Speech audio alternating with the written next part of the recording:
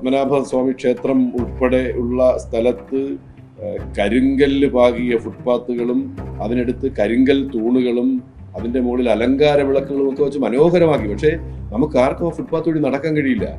അവിടെ ചെറുതും വലുതുമായിട്ടുള്ള വ്യാപാര സ്ഥാപനങ്ങളിൽ നിന്നുള്ള സാരിയും പാന്റും ചുരിദാറും ഒക്കെയാണ് ഈ അലങ്കാര വിളക്കിൽ വലിച്ചു കെട്ടിയിരിക്കുകയാണ്. അപ്പൊ അത് എത്രയോ മോശമായ. മെഡിക്കൽ കോളേജ് എടുത്താൽ മെഡിക്കൽ സ്റ്റോറുകളുടെ മുമ്പിൽ സ്വയം പലരും പാർക്കിംഗ് ഏരിയ കെട്ടിത്തിരിച്ച് അടച്ചു വെച്ചിരിക്കുന്നു.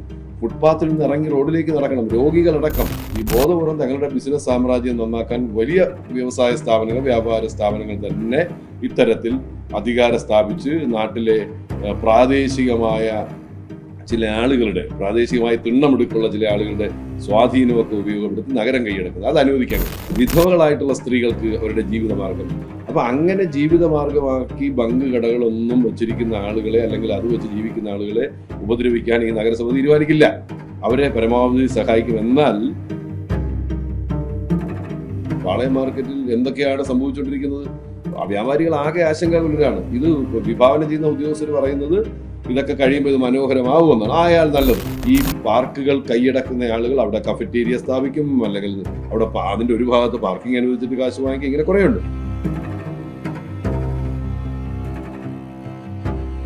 നമസ്കാരം. തദ്ദേശ തെരഞ്ഞെടുപ്പ് നടക്കുമ്പോൾ തലസ്ഥാനത്തെ ഏറ്റവും പ്രധാനപ്പെട്ട സ്ഥാനാർത്ഥികളിൽ ഒന്നായിരുന്നു കണ്ണമ്മൂലയിലെ സ്വതന്ത്ര സ്ഥാനാർത്ഥിയായ പാറ്റൂർ രാധാകൃഷ്ണൻ. അദ്ദേഹം വളരെ വലിയ ഭൂരിപക്ഷത്തോടു കൂടിയാണ് വിജയിച്ച് കൗൺസിലർ ആയിരിക്കുന്നത്. ഇതിനുശേഷം അദ്ദേഹം BJPക്ക് പിന്തുണ അർപ്പിക്കുകയും ചെയ്യുകയാണ് ഉണ്ടായത്. നിലവിലിപ്പോൾ അദ്ദേഹം നഗരാസൂത്രണ സ്റ്റാൻഡിംഗ് കമ്മിറ്റി ചെയർപേഴ്സൺ ആണ്. ഈ ഒരു സാഹചര്യത്തിൽ നഗരത്തിൻ്റെ ആസൂത്രണത്തിൽ ഉൾപ്പെടെ ഇദ്ദേഹത്തിൻ്റെ ഒരു കരങ്ങൾ പ്രധാനപ്പെട്ടതാണ്. ഇനി വരും നാളുകളിൽ അദ്ദേഹത്തിൻ്റെ പദ്ധതികൾ എന്തൊക്കെയാണ്, എന്തൊക്കെ മാറ്റങ്ങളാണ് നഗരത്തിൽ കൊണ്ടുവരാൻ ഉദ്ദേശിക്കുന്നത് എന്നെല്ലാം തന്നെ അദ്ദേഹം തന്നെ ഇപ്പോൾ മറുനാടനോട് വിശദീകരിക്കുകയാണ്. ഈ നഗരഭരണ നേതൃത്വം വന്നതിന് ശേഷം നിരവധി കാര്യങ്ങളെ സംബന്ധിച്ച് പ്രാഥമികമായ ചർച്ചകൾ നടത്തിയിട്ടുണ്ട്. പക്ഷേ നിങ്ങൾക്കെല്ലാം അറിയാവുന്നതുപോലെ ഫെബ്രുവരി മാർച്ച് മാസങ്ങളിൽ സാമ്പത്തിക വർഷം അവസാനിക്കുന്നതുകൊണ്ട് തന്നെ തീർക്കേണ്ട മരാമത്ത് പണികളും മറ്റു പണികളും ഒക്കെ ചെയ്തു തീർക്കണം. ആറ്റുകാൽ പൊങ്കാലയുമായി ബന്ധപ്പെട്ട പ്രശ്നങ്ങളുണ്ട്. അങ്ങനെ കുറേയേറെ കാര്യങ്ങൾ നഗരസഭയിലെ ഉദ്യോഗസ്ഥരും പ്രത്യേകിച്ച് എഞ്ചിനീയറിംഗ് വിഭാഗം, ടൗൺ പ്ലാനിംഗ് വിഭാഗമൊക്കെ ആ വക വല്ലാത്ത തിരക്കിലാണ്.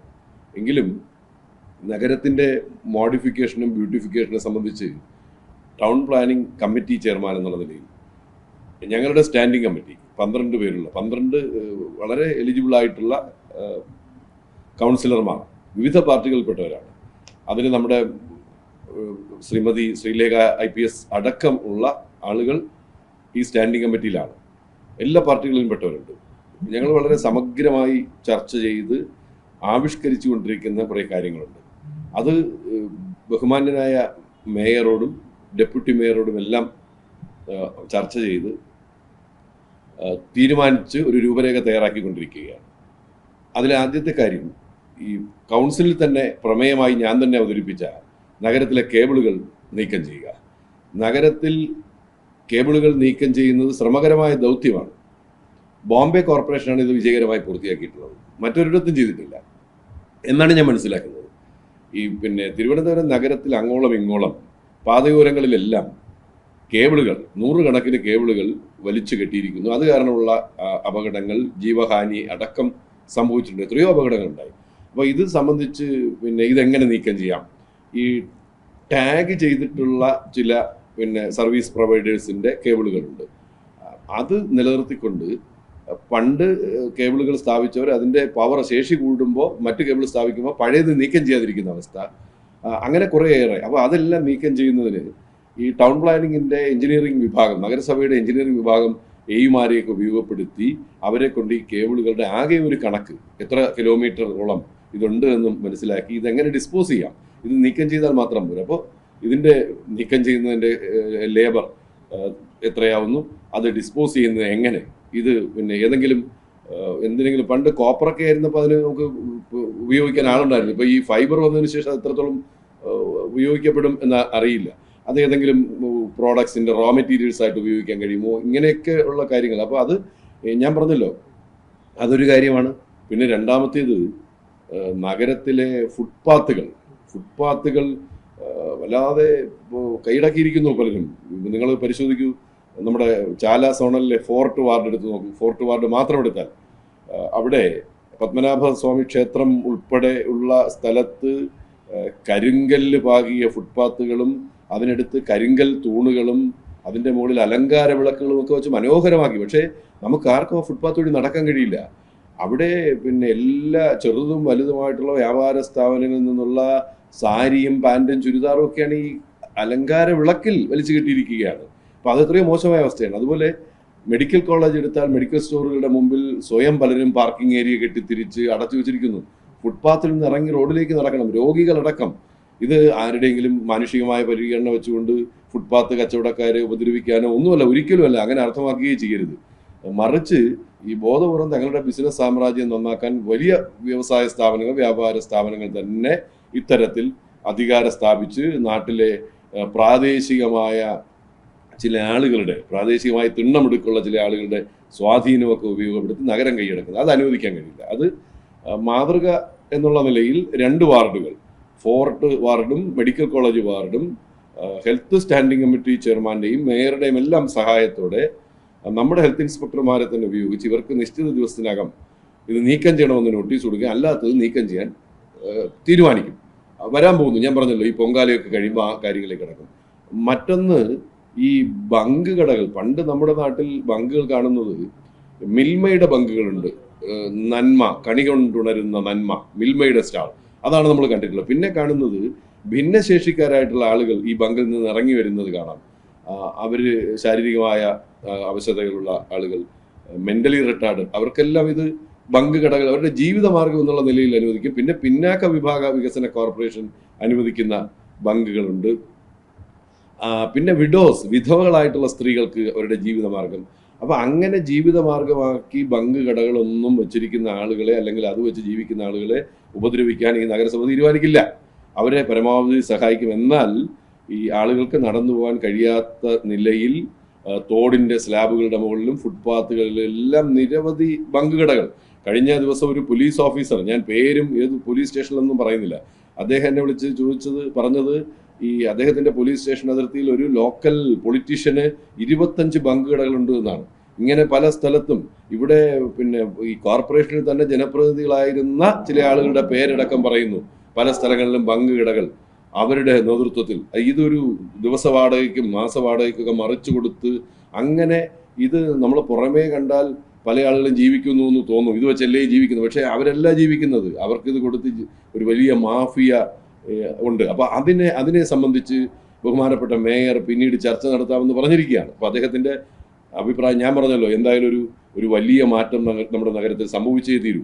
ഈ ഭരണ സംവിധാനം മാറിയപ്പോൾ അതനുസരിച്ചുള്ള മാറ്റം ക്രമാനുഗതമായി ഉണ്ടാകണം. ഇല്ലെങ്കിൽ ആളുകൾ പറയും ആളുകളൊരു പകര സംവിധാനം ആലോചിച്ചതിൻ്റെ ഫലമായിട്ടാണ് ഇത് വന്നത്. ഞാൻ വളരെ ഇൻഡിപെൻഡൻ്റായി മത്സരിച്ച് ജയിച്ച ആൾ, ഞാൻ ആ ഭരണ സംവിധാനത്തോടൊപ്പം ചേരുമ്പോൾ ഒരുപാട് ആശങ്കകൾ ഇരിക്കണമെന്ന്. പക്ഷേ ഇപ്പം ഞാൻ വളരെ സന്തോഷകരമായ അവസ്ഥയിലാണ്. എന്ന് പറഞ്ഞാൽ ഈ നഗരത്തെ സംബന്ധിച്ചുള്ള വിഭാവനം ചെയ്തിട്ടുള്ള ഒരുപാട് കാര്യങ്ങൾ വരുന്നു. എൻ്റെ പ്രാഥമികമായി 2 മാസമേ ആയുള്ളൂ, ഒരുപാടൊന്നും ആയില്ല. 5 കൊല്ലം ചെയ്തു തീർക്കേണ്ടതാണ്. അപ്പോൾ മേയറും ഡെപ്യൂട്ടി മേയറും സ്റ്റാൻഡിംഗ് കമ്മിറ്റി ചെയർമാൻമാരും ഒക്കെ നല്ല ഐക്യത്തോടെ പൂർണ്ണ സമയം നിൽക്കുമ്പോൾ അത് കാണുമ്പോൾ ഒരു സന്തോഷകരമായ സ്ഥിതിയുണ്ട്. ആ അർത്ഥത്തിലുള്ളൊരു മാറ്റം ഉണ്ടാവേണ്ടതാണ്. ഈ കഴിഞ്ഞ ഭരണസമിതി ഈ നമ്മുടെ ഈ മ്യൂസിയം പോലീസ് സ്റ്റേഷന് തൊട്ട് സൈഡിലായി ഈ വഴിയോര കച്ചവടക്കാരെ നിയന്ത്രിക്കുന്നതിന് വേണ്ടി ഒരു ബിൽഡിംഗ് പണിതിട്ടുണ്ട്. ആവശ്യമായ സൗകര്യങ്ങളൊന്നും തന്നെ അവർക്കില്ല എന്നാണ് നിലവിൽ നമ്മളോട് പറയുന്നത്. അതായത് ഒരു ചായ അടിക്കാൻ പോലും പിന്നെ താങ്കളുടെ ശ്രദ്ധയിൽപ്പെട്ടിട്ടുണ്ട് എന്നാണ് എനിക്ക് തോന്നുന്നത്. ഒരു ബിൽഡിംഗ് നീളത്തിൽ കെട്ടിയിരിക്കുന്നത്. അപ്പോൾ അതേപോലെയുള്ള ഒരു സംവിധാനം ഒരുക്കാനുള്ള പ്ലാൻ ഉണ്ടോ നഗരസഭയ്ക്ക്? ഇത് ഞാൻ പറയട്ടെ, ഇതാരാണ് ഇത് വിഭാവനം ചെയ്യുന്നത്? മ്യൂസിയത്തെ കാര്യം നിങ്ങൾ പറഞ്ഞത് പൂർണ്ണമായി ശരിയാണ്. അതുപോലെ പാളയം മാർക്കറ്റിന്റെ അവസ്ഥ നോക്കൂ. പാളയം മാർക്കറ്റിൽ എന്തൊക്കെയാണ് സംഭവിച്ചുകൊണ്ടിരിക്കുന്നത്? വ്യാപാരികൾ ആകെ ആശങ്കാകുലരാണ്. ഇത് വിഭാവനം ചെയ്യുന്ന ഉദ്യോഗസ്ഥർ പറയുന്നത് ഇതൊക്കെ കഴിയുമ്പോൾ ഇത് മനോഹരമാവുമെന്നാണ്. ആയാൽ നല്ലത്, അതങ്ങനെ തന്നെ കാണാം. പക്ഷേ ഇത് ഇങ്ങനെ വളരെ മോശമായി നന്നായി പ്രവർത്തിച്ചുകൊണ്ട്, അല്ലെങ്കിൽ കുറേ സൗകര്യങ്ങൾ കുറവ്, ആധുനികമായ രീതികളില്ല എങ്കിൽ പോലും കുറേ കച്ചവടക്കാരുടെ ഉപജീവനമാർഗ്ഗമായിരുന്നു. ആ കച്ചവടക്കാരെന്നൊക്കെ പറയുന്നത് വളരെ മോശം അവസ്ഥയിൽ ഞങ്ങളുടെ ബിസിനസ് നഷ്ടപ്പെടുന്നു. മ്യൂസിയത്തിൽ അതുണ്ട്, ഇങ്ങനെ പല സ്ഥലങ്ങളിലുണ്ട്. ഞാൻ പറഞ്ഞല്ലോ, ഇപ്പോൾ നഗരത്തിൻ്റെ ഭംഗി എന്ന് പറയുന്നത് നഗരത്തിൻ്റെ റൗണ്ട് അബൌട്ടുകൾ, ട്രാഫിക് റൗണ്ട് അബൌട്ടുകൾ, റോഡിലെ മീഡിയനുകൾ, പാർക്കുകൾ, ഇതൊക്കെയാണ് നഗരത്തിൻ്റെ മനോഹാരിത. അപ്പം ഞങ്ങളിപ്പോൾ ഈ ബഡ്ജറ്റിൽ പറഞ്ഞൊരു പ്രധാന കാര്യം പോസ്റ്റർ ഫ്ലക്സ് ഫ്രീ നഗരം എന്നാണ്. എത്രത്തോളം നടപ്പിലാക്കാൻ കഴിയുമെന്നുള്ളത് ഈ കൗൺസിലിൻ്റെ മൊത്തത്തിലുള്ള തീരുമാനവും ജനങ്ങളുടെ പൂർണ്ണ സഹകരണം കൊണ്ടേ സാധ്യമാകും.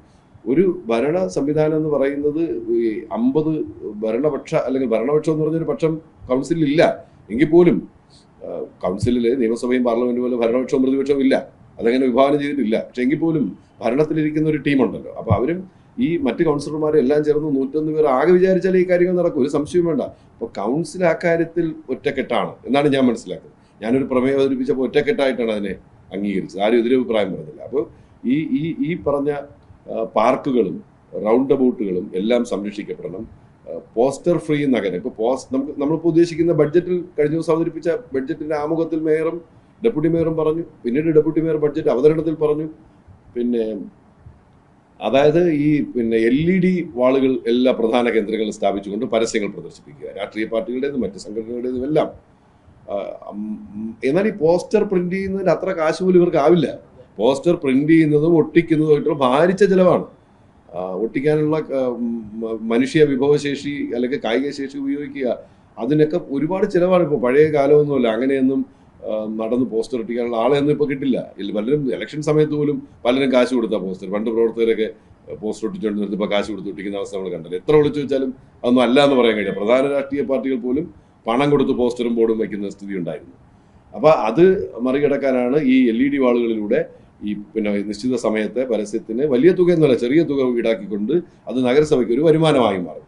അതുപോലെ ഈ നമുക്ക് നഗരത്തിലെ പാർക്കുകളെയും മീഡിയനുകളെയും റൗണ്ട് അബൌട്ടുകളെയൊക്കെ ആളുകൾ കാണുന്നത് ഇതെല്ലാം നഗരസഭയുടേതാണ് എന്നാണ്. പലതും അങ്ങനെയല്ല, പലതും റോഡ് ഫ്രണ്ട് ബോർഡിൻ്റെതും സ്മാർട്ട് സിറ്റിയുടേതും ഒക്കെയാണ്. ഇപ്പോൾ ഈ കോർപ്പറേഷൻ ഓഫീസിന് മുമ്പിൽ നിങ്ങൾ നോക്കൂ, അവിടെ രാമരായർ വിളക്ക് പൊട്ടിക്കിടക്കുകയാണ്. ഇവിടെ ഞാനിത് അറിഞ്ഞൊരു മുതിർന്ന പൗരൻ എൻ്റെ ശ്രദ്ധയിൽ ഒരു ദിവസം പെടുത്തി. അടുത്ത ദിവസം തന്നെ ഇവിടുത്തെ സൂപ്രണ്ടിങ് എഞ്ചിനീയറെ വിളിച്ചിട്ട് ഞാൻ പറഞ്ഞു അത് എങ്ങനെയാണ്. അപ്പോൾ പറഞ്ഞു റോഡ് ഫ്രണ്ട് ബോർഡിൻ്റെതാണ്, ഈ പാർക്ക് റോഡ് ഫ്രണ്ട് ബോർഡിൻ്റെതാണ്. എന്നിട്ട് ഈ സൂപ്രണ്ടിങ് എഞ്ചിനീയർ ഉടനെ തന്നെ റോഡ് ഫ്രണ്ട് ബോർഡിൻ്റെ ഉദ്യോഗസ്ഥരെ വിളിച്ച് ഈ കാര്യം ശ്രദ്ധയിൽപ്പെടുത്തി. നാളിതുവരെ അത് പരിഹരിച്ചിട്ടില്ല. ഈ പാർക്കുകളിൽ, നഗരസഭയുടെ പാർക്കുകളിൽ സംരക്ഷിക്കാൻ നഗരസഭ അത് മെയിൻറ്റെയിൻ ചെയ്യണം, വെള്ളമൊഴിക്കണം, ഇതെല്ലാം ചെയ്യണം. എന്നാൽ റോഡ് ഫ്രണ്ട് ബോർഡിൻ്റെതും സ്മാർട്ട് സിറ്റിയുടെയുമായിട്ടുള്ള ചിലയിടത്ത് കഴിഞ്ഞ കുറേ ആഴ്ചകളായി വെള്ളമൊഴിക്കാതെ എല്ലാം കരിഞ്ഞുണങ്ങി. നിങ്ങൾക്ക് കാണാൻ കഴിയും നഗരത്തിൽ ചെടികളെല്ലാം കരിഞ്ഞുണങ്ങി. അപ്പോൾ ഇതെല്ലാം സംരക്ഷിക്കപ്പെടണമെങ്കിൽ ഇപ്പം നഗരസഭയുടെ പാർക്കുകളുടെ കാര്യം എടുത്താൽ പോലും വലിയ പ്രശ്നങ്ങളുണ്ട്. ആർക്കാണ് ഈ പാർക്കുകൾ കൊടുത്തിരിക്കുന്നത്? ചില വ്യക്തികൾ പോലും, കടലാസ സംഘടനകൾ. ഇപ്പോൾ കഴിഞ്ഞ ദിവസം ഇതൊക്കെ പറയുമ്പോൾ എൻ്റെ സ്റ്റാൻഡിംഗ് കമ്മിറ്റിയുടെ പരിഗണനയ്ക്കായിട്ട് വന്ന ഉദ്യോഗസ്ഥരിൽ നിന്ന് വന്ന ഒരു അജണ്ട 4 പാർക്കുകൾ, നമ്മുടെ ഗാന്ധി പാർക്കും ക്യാപ്റ്റൻ ലക്ഷ്മി പാർക്കും ഉൾപ്പെടെ മാനവീയം വീതിയും ഒക്കെ ബന്ധപ്പെട്ട് 4 പാർക്കുകൾ കൊട്ടേഷൻ ക്ഷണിച്ചത്. ആ കൊട്ടേഷനുകളുടെ രൂപമാണ്. ഞാനത് നോക്കുമ്പോൾ ചില സ്ഥാപനങ്ങൾ മാറി ഒരാൾ ഒരു 10,000 രൂപ കോട്ട് ചെയ്തു, മറ്റേ ആൾ തിരിച്ചടുത്ത പാർക്ക് മറ്റേ ആൾ 10,000 രൂപ കൂടുതൽ കോട്ട് ചെയ്തിരിക്കുന്നു.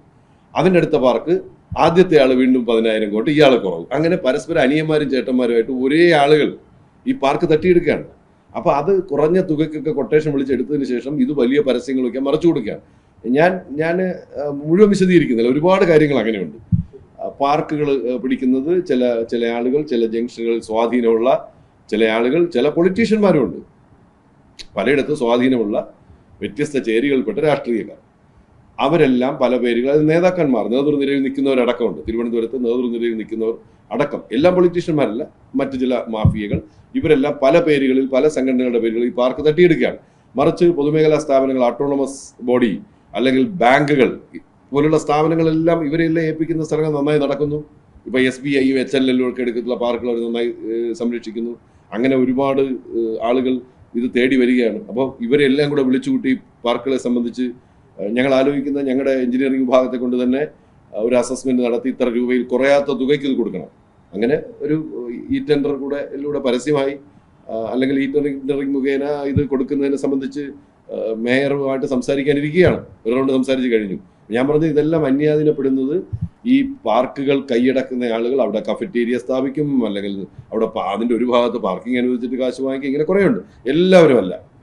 ഇത് പറയുമ്പോൾ ഇതിൻ്റെ ആകെത്തുക എല്ലാവരും അങ്ങനെയാണെന്നല്ല, ചില ആളുകളെന്നാണ് ഞാൻ പറഞ്ഞത്. അപ്പോൾ അത് മാറണം. നേരത്തെ ബങ്കുകളുടെ കാര്യം പറഞ്ഞതുപോലെ റോഡിൽ അസൗകര്യം ഉണ്ടാക്കുന്ന തരത്തിൽ ഇത് ലൈസൻസ്, കോർപ്പറേഷൻ ലൈസൻസ് കൊടുത്ത കുറേ കടകളുണ്ട് നേരത്തെയാണ്. അപ്പോൾ അതിൻ്റെ കാര്യം നോക്കണം. അതിന് വർഷത്തിൽ ഞാൻ മനസ്സിലാക്കുന്നത് 9,000 രൂപ വാർഷിക ഫീസ്, മാസം 750 രൂപയെ വരുന്നുള്ളൂ. അത് കൊടുത്തത് എങ്ങനെ, കൊടുക്കാത്തത് എങ്ങനെയാണ്, എവിടെയാണ് ഗതാഗതം തടസ്സപ്പെടുത്തി അല്ലെങ്കിൽ കാൽനട യാത്ര തടസ്സപ്പെടുത്തി സ്ഥാപിക്കുക, ഈ കാര്യങ്ങളെല്ലാം പൊതുവിൽ പരിശോധിക്കാതെ ഒരു ദിവസം കൊണ്ടൊരു ഇതെല്ലാം മാറ്റിക്കളയാം എന്നുള്ള ചിന്തയൊന്നുമില്ല. ഞാൻ പറഞ്ഞ അതാണ് കൗൺസിൽ ആകെ കൂടി ഈ കാര്യത്തിൽ തീരുമാനിക്കുന്നത്. ഇപ്പോൾ കൗൺസിലിൻ്റെ പല കെട്ടിടങ്ങളും അന്യാധീനപ്പെട്ടിരിക്കുകയാണ്. പല റെസ്റ്റ് ഹൗസുകളും പലതും കൈയടക്കി വെച്ചിരിക്കുന്നു. ഇപ്പോൾ നിങ്ങൾ ഉള്ളൂരിലേക്ക് പോയി നോക്കൂ, ഉള്ളൂരിലെ റെസ്റ്റ് ഹൗസ് ആരൊക്കെയാണ് അത് ഉപയോഗിക്കുന്നത്, മറ്റു പല സ്ഥലങ്ങളിലേതും. അപ്പോൾ ഇതിനെല്ലാം നിശ്ചിത ഫീസ് അടച്ച ആളുകൾ അത് ഉപയോഗപ്പെടുത്തുന്നതിൽ തെറ്റില്ല. ഈ പിന്നെ ഒരു പാർക്ക്, ഞാൻ പേരൊന്നും പറയുന്നില്ല, അടുത്തൊരു പാർക്ക് 2 or 3 തവണ അതിൻ്റെ മെയിൻ്റനൻസ് എന്ന് പറഞ്ഞ് നടത്തിയിട്ടുണ്ട്. നിങ്ങൾ കണ്ടുപിടിക്കണം. 2 or 3 തവണ മെയിൻ്റനൻസ്, ഒരു അവസാനം മെയിൻ്റനൻസ് നടത്തിയത് 30 ലക്ഷം രൂപയ്ക്കാണ്. അതൊക്കെ ഇനി പൊതുവിലൊരു ചർച്ച വരേണ്ട കാര്യമായതുകൊണ്ട് ഞാനായിട്ട് ഇപ്പോൾ അതൊന്നും എടുത്ത് ഒരു പൊതുമധ്യത്തിലേക്ക് ഇടുന്നില്ല. ഒരു കുളം മിക്കവാറും വർഷങ്ങളിൽ ക്ലീൻ ചെയ്യുക, അതെല്ലാം സ്ഥിരം കോൺട്രാക്ടർമാരാണ് ഇതെല്ലാം. അപ്പോൾ എങ്ങനെ മെയിൻറ്റെയിൻ ചെയ്യേണ്ട ചില പാർക്കുകൾ ചെയ്യുന്നില്ല, ചില പാർക്കുകൾ എപ്പോഴും മെയിൻറ്റെയിൻ ചെയ്തുകൊണ്ട്, എന്ന് പറഞ്ഞാൽ അതിൻ്റെ മെയിൻ്റനൻസ് ചെയ്തുകൊണ്ടിരിക്കുന്നു. അപ്പം ഇതെല്ലാം ഈ പാർക്കുകൾ ആകെ മെയിൻറ്റെയിൻ ചെയ്യേണ്ടത് ഞാൻ ഈ പറഞ്ഞതുപോലെ ഇതിൽ താല്പര്യമുള്ള ആളുകളാണ്. അവിടെ ചെടികൾ വെച്ചുപിടിപ്പിക്കാനും വാട്ടർ ഫൗണ്ടൻ വയ്ക്കാനും ലൈറ്റുകൾ സ്ഥാപിക്കാനും അങ്ങനെ മനോഹരമാക്കാനും ഏത് സ്ഥാപനമാണോ ഈ പാർക്ക് എടുക്കുന്നത് അവരുടെ പരസ്യം മാത്രം സ്ഥാപിക്കുക നിശ്ചിത സ്ഥലത്ത്. അത് എത്ര സ്പേസ് അതിന് അനുവദിക്കാം എന്ന് നിശ്ചയിക്കുക. നിങ്ങൾ ചിലപ്പോൾ പാളയത്ത് വരുമ്പോൾ അല്ലെങ്കിൽ പിന്നെ കിഴക്കേക്കോട്ടയിലേക്ക് ചെല്ലുമ്പോൾ ചില പാർക്കുകളിലെ ചില പരസ്യം കാണുമ്പോൾ നിങ്ങൾ കരുതും ഈ പരസ്യം വെച്ച ആളാണ് ഈ പാർക്ക് സംരക്ഷിക്കുന്നതെന്നല്ല.